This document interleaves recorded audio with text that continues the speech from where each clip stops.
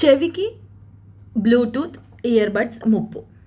Yes, ఎగ్జాక్ట్గా it's very very dangerous అంటున్నారు doctors.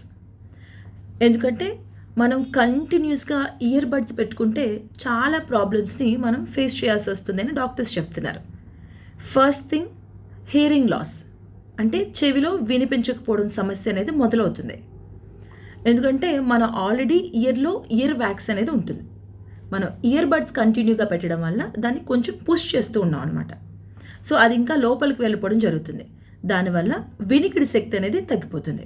And second thing, చెవిలో ఇన్ఫెక్షన్స్ రావడం మొదలవుతాయి. ఎందుకంటే మనం చెవి ఇది కంప్లీట్గా క్లోజ్ అయిపోతుంది కాబట్టి గాలి అనేది వెళ్ళదు. దానివల్ల అక్కడ బ్యాక్టీరియా ఫామ్ అయ్యి చెవిలో ఇన్ఫెక్షన్స్ అనేవి రావడం జరుగుతుంది. ఇది సెకండ్ ప్రాబ్లం. అండ్ ఇంకో ప్రాబ్లం ఏంటంటే మనం కంటిన్యూగా ఇయర్బడ్స్ని పెట్టుకొని వినడం వల్ల, అలాగే ఎక్కువ శబ్దంతో వినడం వల్ల టినైటస్ అనే ఒక వ్యాధి వస్తుందంట. ఇదేంటంటే కంటిన్యూగా మనం విన్నా వినకపోయినా మన చెవిలో ఒక సౌండ్ అనేది రిపీటెడ్గా వినిపిస్తూ ఉంటుంది. బేసిక్గా ఒక ఈగ కానీ ఏమైనా మనకి సౌండ్ ఎలా చేస్తుంది, అలాంటి సౌండ్ కంటిన్యూగా మనం విన్నా వినకపోయినా అలాంటి సౌండ్ కంటిన్యూగా వినిపిస్తుంది. ఇది చాలా చాలా డేంజరస్ అని డాక్టర్స్ చెప్తున్నారు.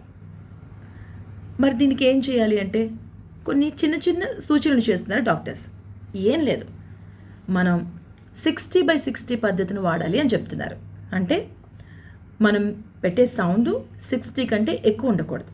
At the same time 60 minutes కంటే ఎక్కువసేపు మనం ఇయర్ బడ్స్ అనేవి వాడకూడదు. అండ్ సెకండ్ థింగ్, ఎప్పుడూ ఇయర్ బడ్స్ని మనం క్లీన్ చేసుకుంటూ ఉండాలి. దాంట్లో బేసిక్గా మనకు చిన్న చిన్న రంధ్రాలు ఉంటాయి కదా, సో దాన్ని ఎప్పుడు మనం క్లీన్ చేస్తూ ఉండాలి. ఆ డస్ట్ పోయేటట్టుగా క్లీన్ చేయాలి. And second, one more thing ఏంటంటే వేరే వాళ్ళ ఇయర్ బడ్స్ని ఎంత తక్కువ వాడితే అంత మంచిదే. దాని ద్వారా కూడా చాలా మనం అవాయిడ్ చేయొచ్చు. అండ్ ద మోస్ట్ ఇంపార్టెంట్, మనం నిద్రపోయేటప్పుడు ఇయర్ బడ్స్ పెట్టుకొని నిద్రపోకూడదు. ఇలాంటి చిన్న చిన్న చిట్కాలు పాటిస్తే మన ఇయర్స్ సేఫ్.